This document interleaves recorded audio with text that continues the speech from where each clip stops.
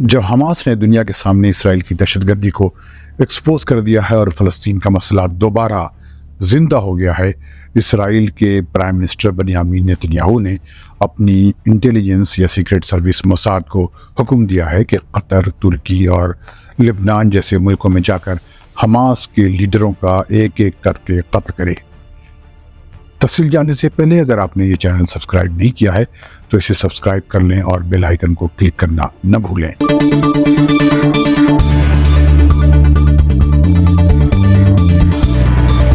عرب دیش کے دیکھنے والوں کو فیض الحق کا سلام۔ امریکی اخبار وال اسٹریٹ جرنل نے ایک خبر شائع کی ہے جس میں بتایا ہے کہ اسرائیلی انٹیلیجنس دنیا بھر میں حماس کے لیڈروں کے قتل کا منصوبہ بنا رہے ہیں۔ حماس کے وہ تمام لیڈران جو 7 اکتوبر کے حماس کے حملوں میں شامل رہے ہیں، ان کے صفائی کی یہ مہم سال بھر تک جاری رہے گی۔ اسرائیل کی انٹیلیجنس موساد ٹارگیٹڈ کلنگز اور اسسینیشنز کے لیے دنیا بھر میں مشہور ہے اور وہ ہم خیال ملکوں کو اسی طرح کی ٹریننگ بھی دیتی ہے۔ وال اسٹریٹ جرنل نے لکھا ہے کہ موساد اور دوسری اسرائیلی انٹیلیجنس سروسز لبنان، ترکی اور قطر میں نیتنیاہو کے پرسنل حکم کے مطابق حماس کے لیڈروں کا قتل کرے گی۔ اس اخبار نے لکھا ہے کہ یہ کارروائی دراصل موساد کے سیکرٹ آپریشنز میں سے ایک ہوگی جو وہ 10 سال سے کرتی آ رہی ہے۔ اس نے بیروت میں فلسطینی تنظیموں کو نشانہ بنایا ہے۔ اس کے ایجنٹس عورتوں کے بھیس میں کئی جگہ کارروائی کرتے رہے ہیں اور اس نے حماس کے ایک لیڈر کو دبئی میں بھی قتل کیا ہے۔ اسرائیل نے دمشق میں حزب اللہ کے ایک ملٹری لیڈر کے قتل کے لیے کار بم کا استعمال کیا تھا اور اس میں ریموٹ کے ذریعے بلاسٹ کیا تھا۔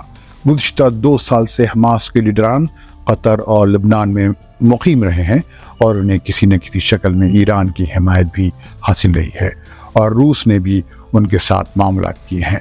اس اخبار کے مطابق اسرائیل عام طور پر پولیٹیکل لیڈروں کو نشانہ بنانے سے پرہیز اس لیے کرتا ہے کیونکہ اس کے ڈپلومیٹک امپلیکیشنز ہوتے ہیں۔ وال اسٹریٹ جرنل کے مطابق حماس کے لیڈروں کے قتل کی یہ پلاننگ دراصل خالد مشعل جیسے لیڈروں کا صفایا کرنے کا ایک نیا موقع ثابت ہو سکتی ہیں، جنہیں موساد نے پہلے اردن میں زہر دے کر مارنے کی کوشش کی تھی لیکن ناکام رہی تھی۔ چونکہ قتل کی یہ کوشش بہت اچھی طرح ڈاکومنٹڈ تھی، اس لیے اس سازش کے خلاف جو مہم چلی اس کے دباؤ میں اسرائیل کو حماس کے اسپریچول لیڈر شیخ یاسین کو رہا کرنا پڑ گیا تھا۔ عام طور پر سیکورٹی انسٹیٹیوشنز کے ذمہ داران اس بات کو پسند نہیں کرتے کہ کسی سیکرٹ آپریشنز کا راز فاش ہو، لیکن خود بنیامین نیتنیاہو نے 22 نومبر کو کہا تھا کہ میں نے موساد کو حکم دیا ہے کہ وہ حماس کے لیڈران کے خلاف چاہے وہ جہاں بھی ہوں حرکت میں آ جائیں۔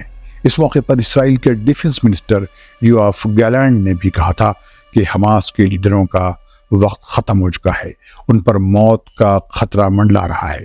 یہ لڑائی گلوبل لیول کی ہے جس میں غزہ کے دہشت گردوں کو بھی نشانہ بنایا جائے گا، خاص طور پر ان لوگوں کو جو ہوائی جہاز میں فرسٹ کلاس میں سفر کرتے ہیں۔ اس اخبار کے مطابق ایسے وقت میں جبکہ اسرائیل اپنی پلاننگ کو راز رکھتا ہے، اس کے لیڈران اس ارادے کا کھل کر اظہار کر رہے ہیں کہ جو بھی 7 اکتوبر کے حملوں میں ملوث رہا ہے اسے نشانہ بنایا جائے گا۔ اس سلسلے میں ان فلسطینیوں کی بات کی جا رہی ہے جنہوں نے 1972 میں میونخ کے اولمپکس میں 11 کھلاڑیوں کا قتل کر دیا تھا۔ اسرائیلی افسران کا کہنا ہے کہ اس وقت غزہ میں حماس کے لیڈروں کا پیچھا اور ان کی گرفتاری کی جا رہی ہے اور دنیا بھر میں کارروائی غزہ میں جاری اسی کارروائی کا حصہ ہوگی۔ کوشش یہ ہے کہ حماس کو اس کی تمام قابلیت سے محروم کر دیا جائے تاکہ اسرائیل کو فیوچر میں کوئی خطرہ نہ ہو۔ وال اسٹریٹ جرنل نے یہ بھی کہا ہے کہ ملک سے باہر کسی دوسرے ملک میں ٹارگیٹڈ کلنگ انٹرنیشنل قانون کی خلاف ورزی ہے اور جس ملک میں اس ملک کی جانکاری کے بغیر یہ کارروائی ہوتی ہے اس کے ساتھ تعلقات پر اس کے امپلیکیشنز ہوتے ہیں۔ لیکن اسرائیل نے ایسی کئی کارروائیاں کی ہیں اور اس کا کوئی ڈپلومیٹک اثر نہیں پڑا ہے۔ اس امریکی اخبار نے افسران کے حوالے سے کہا ہے کہ اس وقت اس مرحلے میں موساد کی کوشش ہے کہ حماس کے ان لیڈروں کو نشانہ بنایا جائے جنہوں نے 7 اکتوبر کے حملے کے بارے میں بیانات دیے اور ویڈیوز میں اس کی خوشیاں منائیں۔